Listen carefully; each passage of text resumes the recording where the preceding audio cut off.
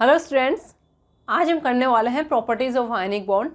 बच्चों, last class में हमने आयनिक बॉन्ड की डेफिनेशन देखी, आयनिक बॉन्ड किस तरह से बनता है, किसके बीच में बनता है, ये सारी चीज़ें हमने की है। अब इसके लिए कुछ और पॉइंट्स हैं कि आयनिक बॉन्ड किस कंडीशन में बहुत अच्छा बनता है, या क्या कंडीशन होगी जब आयनिक बॉन्ड प्रीफर होगा। तो हमने जब कैटायन फॉर्मेशन किया था, cation formation by the removal of electron from metal, by the removal of electron from metal, like हमने सोडियम लिया Na281, यहाँ से हमने इलेक्ट्रॉन निकाला और इलेक्ट्रॉन लूज करके हमने बनाया है Na28 प्लस ये इलेक्ट्रॉन हमने आउट कर दिया। तो बच्चों, इलेक्ट्रॉन इजीली ऐसे ही नहीं निकलता है। आउटर शेल से इलेक्ट्रॉन निकालने के लिए बहुत ज़्यादा एनर्जी की नीड होती है, क्योंकि इलेक्ट्रॉन्स न्यूक्लियस से फोर्स ऑफ अट्रैक्शन से बाइंड होते हैं। तो उस फोर्स को ओवरकम करके इलेक्ट्रॉन, यानी उस फोर्स के अगेंस्ट जाकर हम इलेक्ट्रॉन को निकालना पड़ता है। That's why we need energy. तो इस एनर्जी को, जो कि आउटर शेल से इलेक्ट्रॉन निकालने के लिए नेसेसरी होती है, that is called ionisation energy. और इसको हम बच्चों पीरियोडिक टेबल वाले चैप्टर में स्टडी करते हैं। दैट्स वाई यहाँ पर ये ध्यान रखें, आयनाइजेशन एनर्जी हमें यहाँ पर देनी पड़ेगी IE। क्लियर? तो IE यानी IE क्या है वो नोट कर लीजिए। Ionisation energy, ionization energy that is required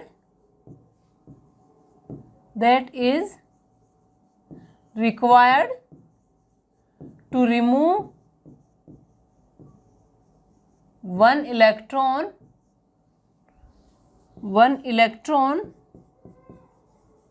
from the valence shell of an atom in gaseous state। यानी जब एक एटम सेपरेट हो जाता है तो ये मान के चलिए वो कि गैसेस स्टेट में है। तो किसी भी मेटल, कोई भी एटम हो सकता है, कोई भी एलिमेंट हो सकता है, लेकिन अभी हम बात कर रहे हैं मेटल्स की। तो आउटर मोस्ट शेल से इलेक्ट्रॉन निकालने के लिए जिस एनर्जी की रिक्वायरमेंट होती है, that is called ionisation energy. तो यहाँ पर हमें कैटायन बनने के लिए आयनाइजेशन एनर्जी की ज़रूरत पड़ेगी। तो इसका मतलब है कि जो कैटायन जितना इजीली बनेगा, आयनिक बॉन्ड भी उतना ही इजीली बनेगा। तो कैटायन इजीली कब बनेगा? जब आयनाइजेशन एनर्जी लेस होगी, यानी हमें बहुत कम एनर्जी लगाकर एक इलेक्ट्रॉन हम इजीली निकाल लेते हैं, तो वहाँ आयनाइजेशन एनर्जी कम होगी। तो ये हो गया आयनाइजेशन एनर्जी। अब हम एनायन फॉर्मेशन देख लेते हैं। सेकंड हमारा, ये फर्स्ट था, सेकंड एनायन फॉर्मेशन। यहाँ पर हमने फॉर एग्जांपल Cl है, Cl इलेक्ट्रॉन लेकर बनाता है Cl माइनस। ये 287 था, ये 288 बन गया, प्लस यहाँ पर एनर्जी रिलीज होती है and that is called electron affinity. Electron affinity, clear? तो ये इलेक्ट्रॉन एफिनिटी है। अब यहाँ पर एनर्जी रिलीज हुई है बच्चों, एनर्जी बाहर निकल रही है। तो इसका मतलब जितनी ज़्यादा एनर्जी निकलेगी उतना ही अच्छे से एनायन बनेगा और उतना ही आयनिक बॉन्ड को प्रीफर होगा। तो यहाँ पर आप नोट डाल सकते हैं, electron affinity, amount of energy,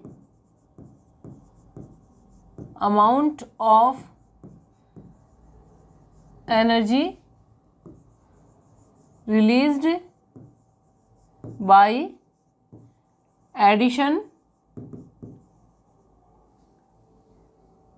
by addition of one electron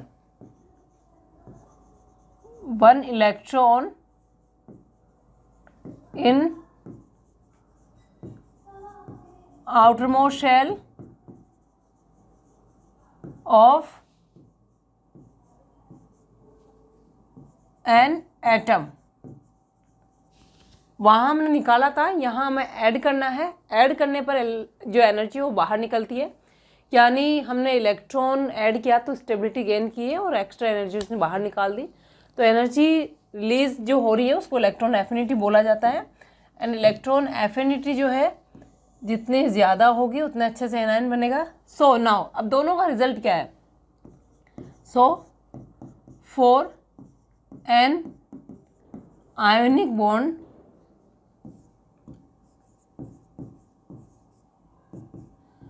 ionization energy should be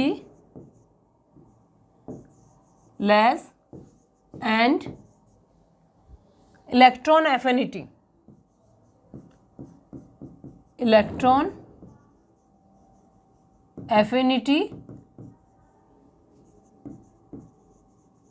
should be high। तो ये कंडीशन हमारी निकल कर आती है एक आयोनिक बॉन्ड बनने के लिए। अब चलते हैं प्रॉपर्टीज पे। प्रॉपर्टीज में बच्चों फर्स्ट है आयनिक बॉन्ड कंसिस्ट आयंस, यानी आयनिक बॉन्ड के अंदर आयंस होते हैं। आयनिक बॉन्ड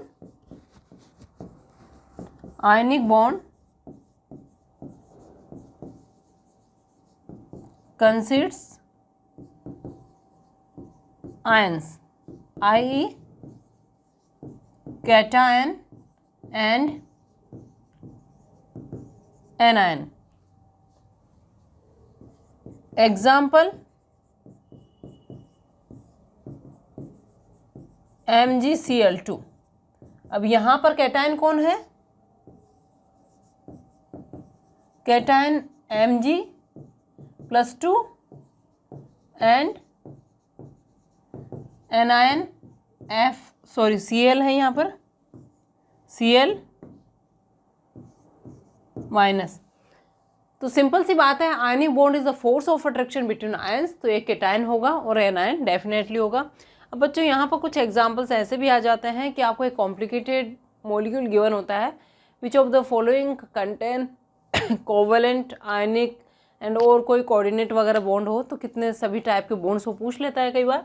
फॉर एग्जाम्पल जैसे कि हमारे पास है, हम ले KNO3।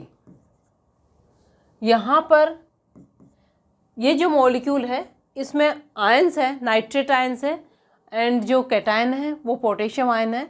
इसका मतलब है इसमें आयनिक बॉन्ड है, डेफिनेटली आयनिक बॉन्ड है, लेकिन आयनिक बॉन्ड के साथ साथ इसमें कोवेलेंट एंड कोऑर्डिनेट बॉन्ड्स भी हैं। तो दिस कंपाउंड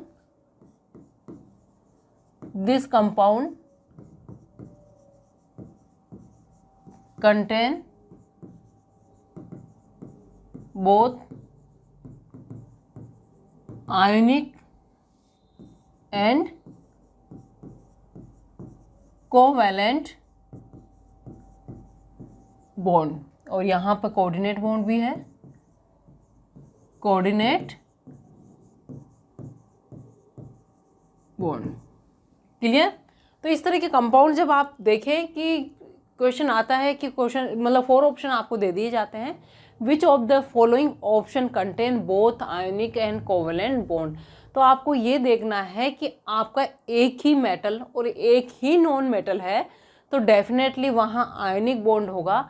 बट अगर आपका जो एनायन है वो कॉम्प्लेक्स एनायन है, मोर देन 1 नॉन मेटल से मिलकर बना हुआ है, इसको ध्यान से सुनिएगा, अगर anion more than 1 non metal से मिलकर बना हुआ है तो डेफिनेटली उन नॉन मेटल्स के बीच में कोवेलेंट बॉन्ड है। तो ऐसे कंपाउंड में कोवेलेंट बॉन्ड भी होता है। यहाँ नोट डाल लीजिए, इफ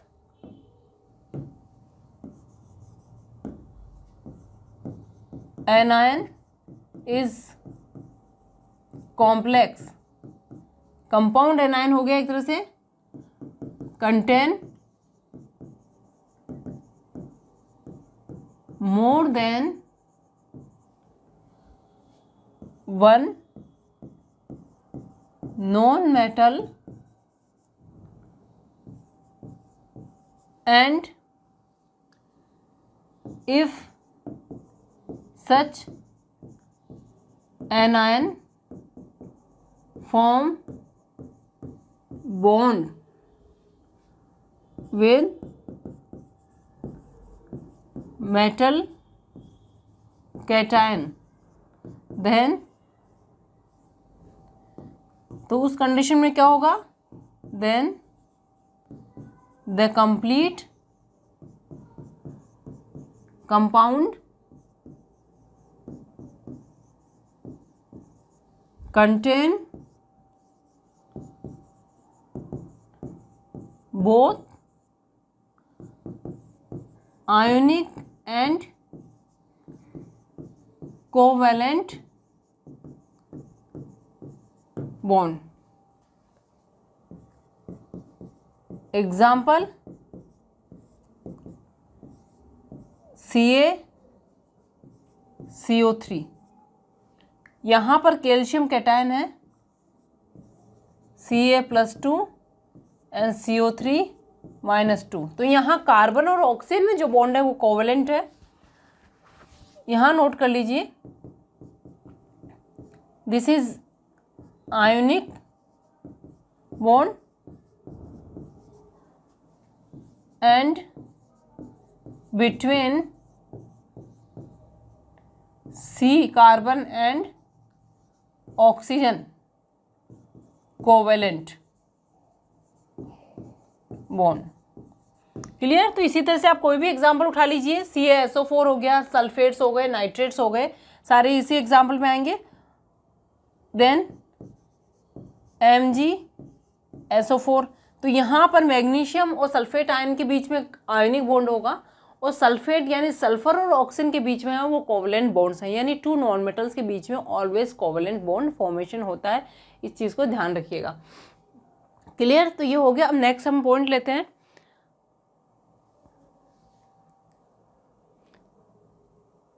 नेक्स्ट है physical nature, second property physical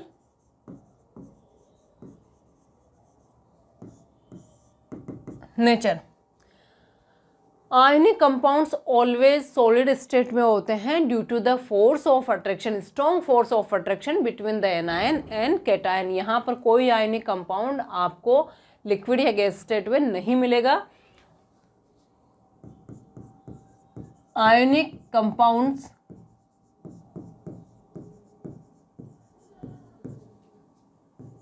exist in solid state due to strong force।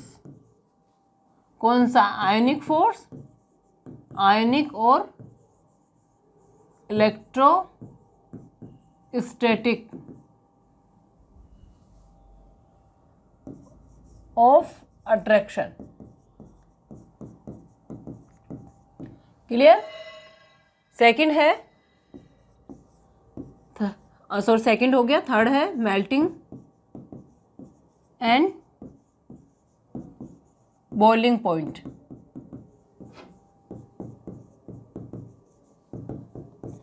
Again इसका रीजन वही है बच्चों, फोर्स ऑफ अट्रैक्शन हाई होने के कारण आयनिक कंपाउंड्स के मेल्टिंग और बॉइलिंग पॉइंट हाई होते हैं। These are high due to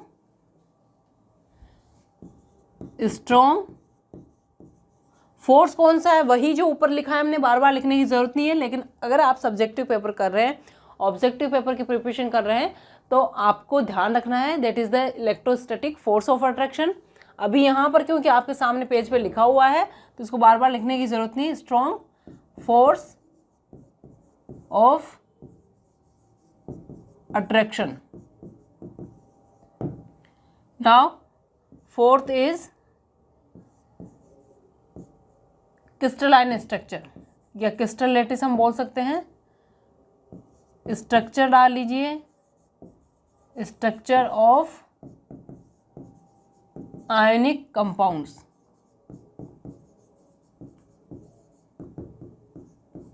कौन सी स्ट्रक्चर होती है? Crystal lattice structure. Crystal lattice structure. सबसे पहले तो स्ट्रक्चर का नाम ध्यान रखिए, आप इसका नेम ध्यान रखिए। कौन सा स्ट्रक्चर है? Crystal lattice structure. क्लियर। अब यहाँ पर जो सबसे इंपॉर्टेंट क्वेश्चन आयनिक कंपाउंड्स के लिए बनता है वो ये होता है कि ionic compounds don't have molecule. Ionic compounds का कोई मॉलिक्यूल नहीं होता है। तो ऑप्शन आता है which of the following doesn't have molecule. आप ढूंढिए कि आयनिक कंपाउंड कहाँ पर है। अगर आयनिक कंपाउंड है तो उसका मॉलिक्यूल नहीं होता है। तो सबसे पहले तो इसमें नोट डाल लीजिए, आयनिक कंपाउंड्स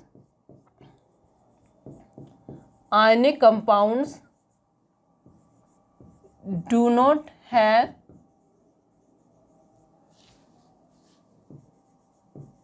मॉलिक्यूल। लाइक हम NaCl को देखें और NaCl आपके सामने लिखा हुआ है, एग्जाम्पल NaCl। NaCl एक मॉलिक्यूल नहीं है बच्चों। NaCl की क्रिस्टलाइन स्ट्रक्चर होती है, बहुत बड़ा क्रिस्टल होता है, इसका कोई एक मॉलिक्यूल एग्जिस्ट नहीं करता है। हम NaCl को सबसे सिंपलेस्ट फॉर्म में, यानी इसका सबसे सिंपल रेशो क्या है? कैटायन टू एनायन, वही हम शो करते हैं। तो 1:1 का रेशो है, तो वो हम यहाँ पर शो करते हैं। Is not a molecule, is not a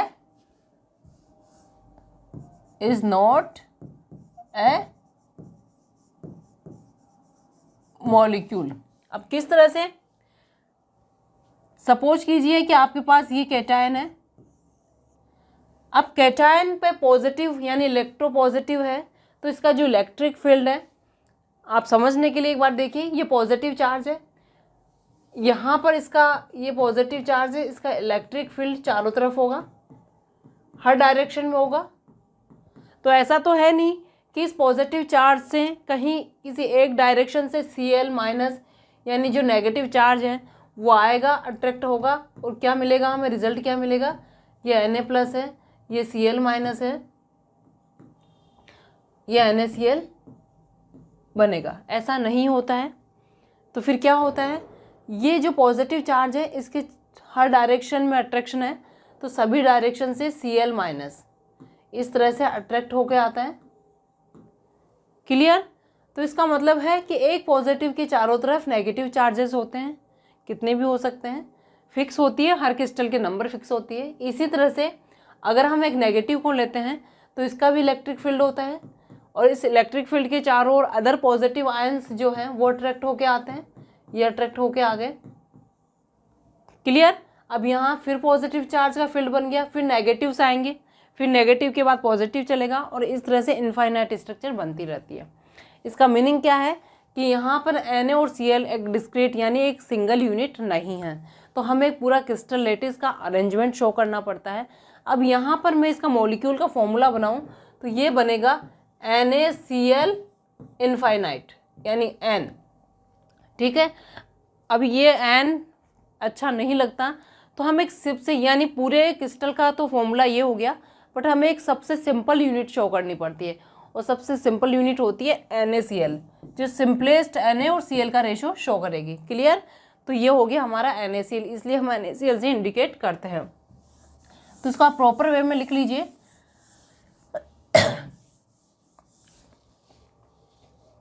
पहले इस तरह से स्ट्रक्चर बना लीजिए, पॉजिटिव नेगेटिव पॉजिटिव नेगेटिव, फिर पॉजिटिव नेगेटिव। अब ये पॉजिटिव है, यहाँ नेगेटिव बना लीजिए, ये पॉजिटिव बना लीजिए, फिर ये पॉजिटिव बना लीजिए, ये नेगेटिव बना लीजिए, negative positive positive negative negative positive positive negative. इस तरह से ये हमने आयंस का एक छोटा सा पोर्शन इंडिकेट किया है। ये इनफाइनाइट तक चलता रहेगा। क्लियर? यहाँ पर और बना लीजिए थोड़ा सा, ये नेगेटिव पॉजिटिव बन गए हमारे। ठीक है, arrangement of ions in 3D, 3 dimension हो गया, 3D में अरेंजमेंट है ये। This is due to unique या इक्वल हम बोल सकते हैं, equal electric field of an ion around it. It attract opposite charged ions from all directions and form a 3-dimensional crystal lattice. Clear? तो ये बन गया है हमारा NaCl एक मॉलिक्यूल नहीं होता, ये हमने इसकी एक्सप्लेनेशन कर ली है। तो इस टाइप की स्ट्रक्चर होता है। नेक्स्ट है ब्रिटल नेचर। ये नंबरिंग आप देख लीजिए कौन सी है, 4 देन 5। इसको थोड़ा सा मैं स्पेस बना लेती हूँ। नोट ए मॉलिक्यूल, 5 ब्रिटल नेचर।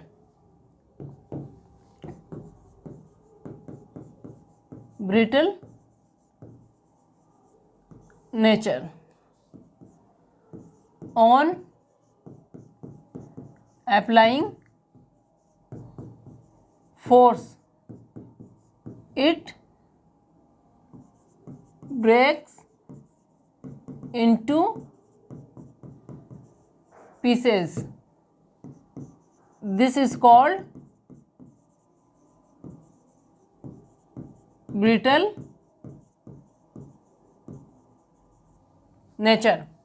ये हमने पहले भी देखा है। ब्रिटल नेचर क्या होता है? नॉन मेटल्स का, जैसे ग्लास है, ग्लास को हीट करोगे तो अपने छोटे छोटे टुकड़ों में, पीसेज में बिखर जाता है, इसको हम बोलते हैं ब्रिटल नेचर। इसी तरह से आप अगर NaCl यानी सॉल्ट का बड़ा क्रिस्टल लेते हो, मिश्री है यानी शुगर के क्रिस्टल्स हैं, उनको हिट करते हो, हैमर करते हो, किसी चीज़ से बीट करते हो तो छोटे छोटे टुकड़ों में, पीसेज में कन्वर्ट हो जाते हैं, इसको हम ब्रिटल नेचर बोलते हैं। अब हम बात करें इस आयनिक कंपाउंड की, तो इसका रीज़न यह है कि जब हम इसको हिट करते हैं तो यहाँ जो आयनिक कंपाउंड में ये जो अरेंजमेंट है, यहाँ जो लेयर्स हैं वो एक दूसरे ऊपर स्लाइड कर जाती हैं, जिससे क्या होता है कि सेम टाइप का जो चार्ज है वो पास में आ जाता है, और पास में आने से रिपल्शन होता है, रिपल्शन के कारण ये पीसेज में बिखर जाता है।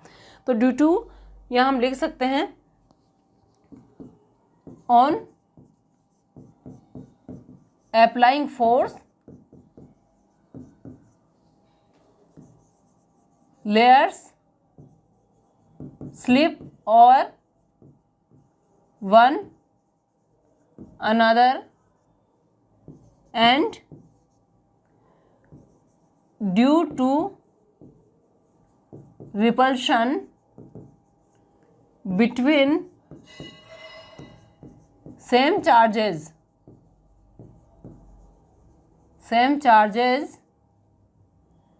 it converts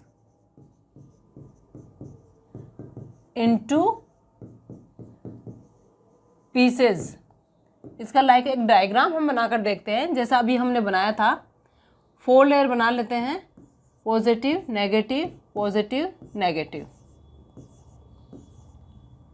negative positive negative positive positive negative then positive negative then negative positive negative positive. एक और बना लेते हैं, पॉजिटिव नेगेटिव पॉजिटिव नेगेटिव। ये सर्कल्स बना दीजिए। इस तरह का अरेंजमेंट आपको बनाना है। अब हम लेयर्स को स्लाइड करवाना है।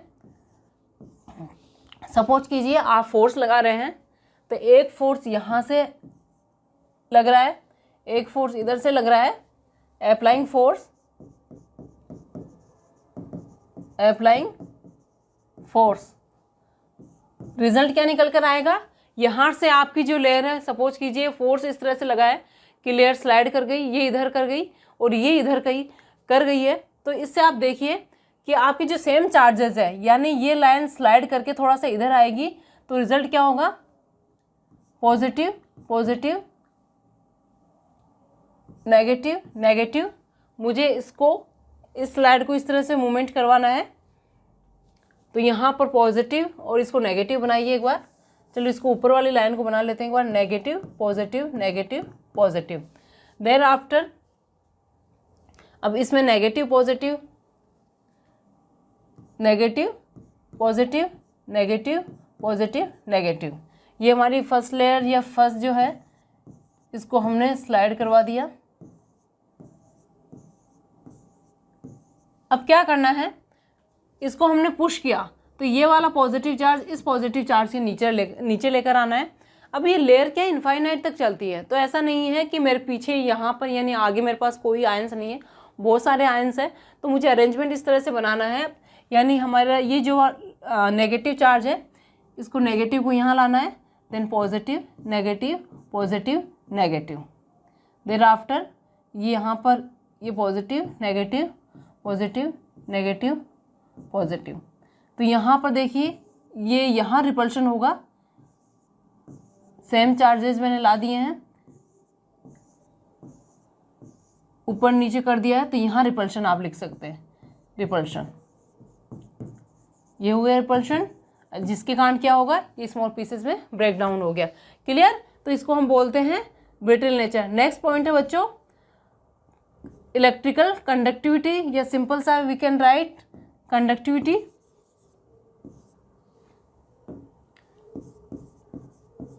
कंडक्टिविटी हमने पहले भी स्टडी कर लिया है कि कंडक्टिविटी या तो फ्री आयंस के मोशन के कारण होती है या फ्री इलेक्ट्रॉन मोशन के कारण होती है। फ्री इलेक्ट्रॉन्स मेटल्स में होते हैं और आयंस हमेशा सॉल्यूशन में, यानी हम कोई इलेक्ट्रोलाइट ले रहे हैं तो उसमें होता है। अच्छा, इलेक्ट्रोलाइट क्या होता है? इलेक्ट्रोलाइट वो होता है जो सॉल्यूशन में कंडक्टिविटी शो करता है। तो यहाँ पर ionic compounds do not show conductivity in solid state,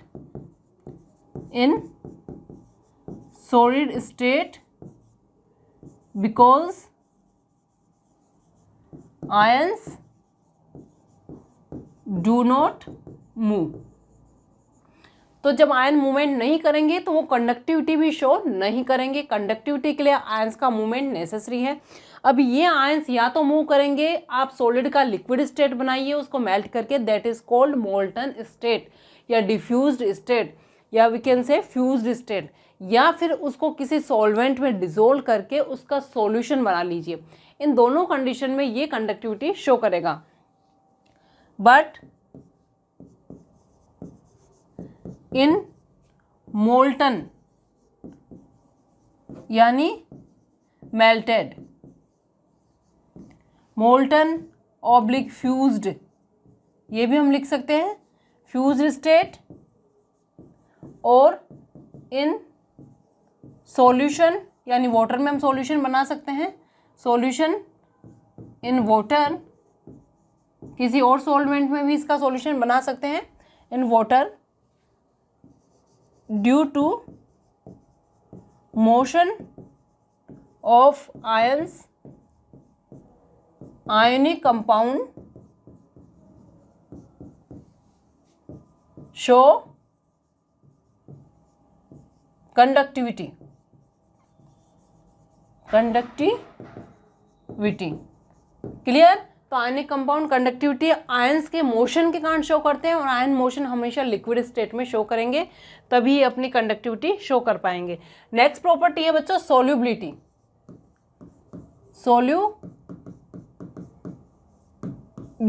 solubility का मतलब है कि आयनिक कंपाउंड किस में सोल्यूबल होते हैं। सबसे पहले तो ये देखिए बच्चों कि आयनिक कंपाउंड्स में चार्जेस होते हैं, कैटायन और एनायन है, चार्जेस है, तो ये उसी सॉल्वेंट में सोल्यूबल होंगे जिसमें खुद में भी चार्जेस हों। तो ऐसे कंपाउंड्स जिसमें चार्जेस होते हैं, एक तो आयनिक कंपाउंड हो गया क्योंकि इसमें कंप्लीट चार्ज बनता है, एक कोवलेंट कंपाउंड्स भी होते हैं जो पार्शियल चार्ज बना लेते हैं क्योंकि इलेक्ट्रॉन नेगेटिविटी के डिफरेंस के कारण। तो ऐसे पोलर कंपाउंड्स में ये सोल्यूबल होते हैं। Ionic compounds are soluble in polar compounds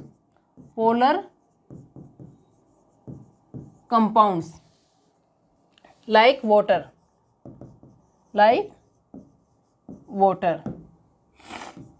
in alcohol, benzene, ether. Ionic compounds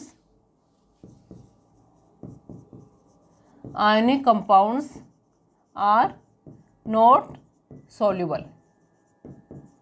clear. अब ये पोलर कंपाउंड्स क्या होते हैं? Polar compounds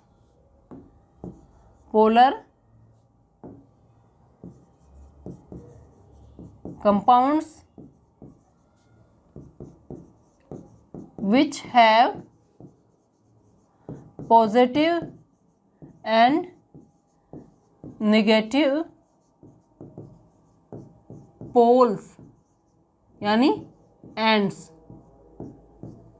for example like हम वाटर का ले बच्चों H2O, तो HOH ये पार्शियल पॉजिटिव चार्ज, ये पार्शियल पॉजिटिव चार्ज और ये नेगेटिव चार्ज, तो इनको हम बोलते हैं ये पॉजिटिव पोल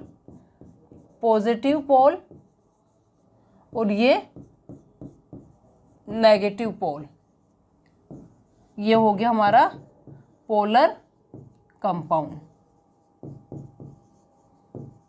तो इस तरह के पोल्स जिसमें हो, तो यहाँ पर आप देखिए वाटर के अंदर दोनों ही नॉन मेटल है, ये भी नॉन मेटल है, ये ऑक्सीजन भी नॉन मेटल है, हाइड्रोजन भी नॉन मेटल है, दोनों नॉन मेटल है, तो कंप्लीट चार्ज नहीं आ सकता। बट यहाँ पर दोनों की इलेक्ट्रॉन नेगेटिविटी एग्जैक्ट सेम नहीं होती, यानी जो नेगेटिव भी है वह सेम नहीं होता, किसी का कम ज़्यादा होगा। तो ये बॉन्ड के इलेक्ट्रॉन है वो किसी एक एटम की तरफ थोड़ा सा अट्रैक्ट होकर चले जाते हैं जिसकी इलेक्ट्रॉन नेगेटिविटी ज़्यादा होती है। यहाँ पर ऑक्सीजन की इलेक्ट्रॉन नेगेटिविटी मोर है, दैट्स वाई बॉन्ड के इलेक्ट्रॉन थोड़ा सा ऑक्सीजन की तरफ ज़्यादा होंगे, यानी जिसमें ज़्यादा पावर होता है वो इसको पुल करके अपनी तरफ रखता है। ठीक है, तो जिसके कारण ऑक्सीजन पे नेगेटिव चार्ज होता है, और क्योंकि हाइड्रोजन से थोड़ा सा दूर चले गए इलेक्ट्रॉन तो वो थोड़ा सा अपना पॉजिटिव नेचर शो करता है थोड़ा थोड़ा, इसलिए हम बोलते हैं पार्शियल पॉजिटिव पार्शियल नेगेटिव।